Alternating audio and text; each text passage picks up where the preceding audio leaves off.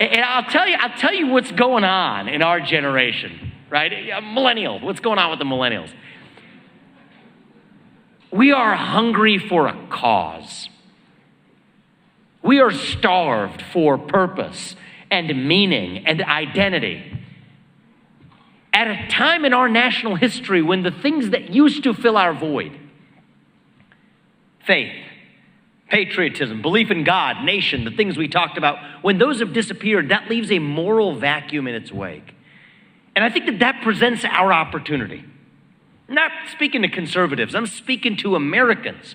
That is our opportunity to step up and to fill that void with a vision of what it means to be an American today. You ask people my age that question, what does it mean to be an American? Try it. You get a blank stare in response, like a deer in the headlights reaction. That is the vacuum. That is the void. And for a long time, especially in the conservative movement, we have been running from something.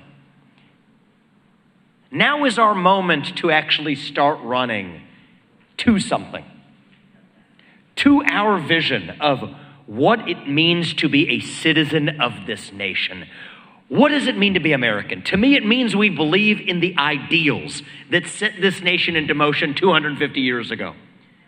Ideals like meritocracy and the pursuit of excellence. The idea that you get ahead in this country not on the color of your skin, but on the content of your character and your contributions. That is why I've said I will end affirmative action in America. It's been a cancer on our national soul, and we are done with it. What does it mean to be American? It means we believe in the rule of law. I say this as the kid of legal immigrants to this country. We should be open to immigrants like them. But your first act of entering this country cannot break the law. That is why we will use our own military not to secure somebody else's border somewhere else, but to secure our own southern border in this country, in the United States of America. What does it mean to be an American? It means we believe in this radical dream that our founding fathers had 250 years ago. It means we believe in a radical dream that Richard Nixon had half a century ago, a radical dream that I have as a citizen today, that the people who we elect to run the government ought to be the ones who actually run the government, not the deep state managerial bureaucracy that actually runs the show today. That is why I've said that, you know what, if I can't be your president for more than 8 years and collect a paycheck from you all, the hardworking taxpayers, for that long, which I think is a good thing, then neither should any of those federal bureaucrats reporting into me either. 8-year term limits for the bureaucracy over civil service protections. That is what it means to revive accountability in government.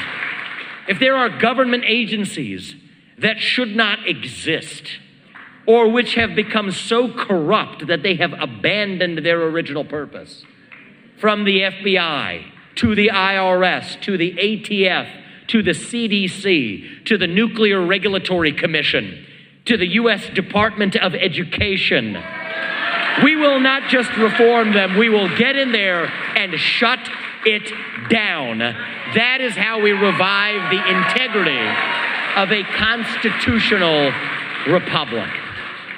These are not Democrat ideas or Republican ideas.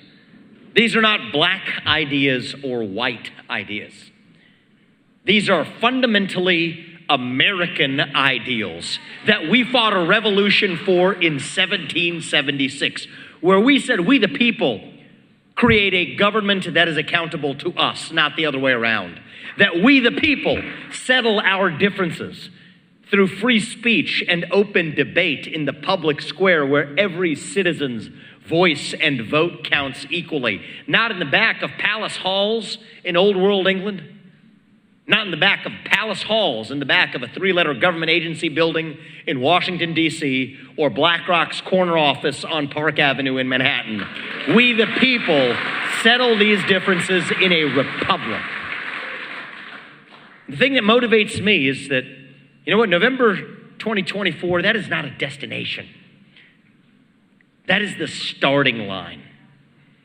The destination for us in our next leap will be January 2033, when I leave office.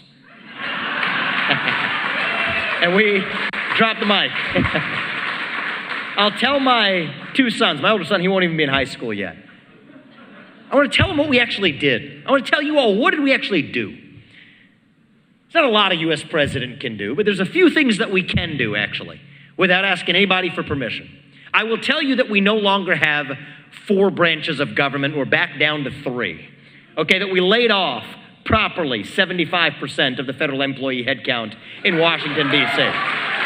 75% can go home and find honest work. I will tell you that we are no longer dependent on our enemy, Communist China, for our modern way of life. We are independent in the United States of America. I will tell you that our economy is once again growing at the fastest rate in the developed world because we embrace capitalism instead of apologizing for our growth. And most importantly, I will tell you that my two sons and their generation, that they are once again proud to be citizens of this nation. I believe that is possible. I believe we together can create a country that they can be proud of again. For a long time, we have been taught, I've been taught, grew up into it for the last 20 years, to celebrate our diversity and our differences. So much that we forgot all of the ways that we are really just the same as Americans, bound by a common creed that set this nation into motion 250 years ago.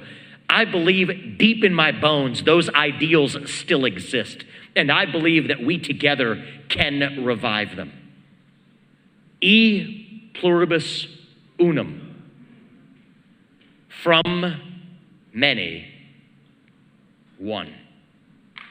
That is the dream that won the American Revolution. That is the dream that reunited us after the Civil War. That is the dream that won us 2 world wars and the Cold War. That is the dream that still gives hope to the free world. And if we can revive that dream over group identity and victimhood and grievance, then nobody in the world, not a nation, not a corporation, not a virus is going to defeat us. That is what American exceptionalism is all about. And that is what we will revive to save this great nation. And the way we do it, thank you.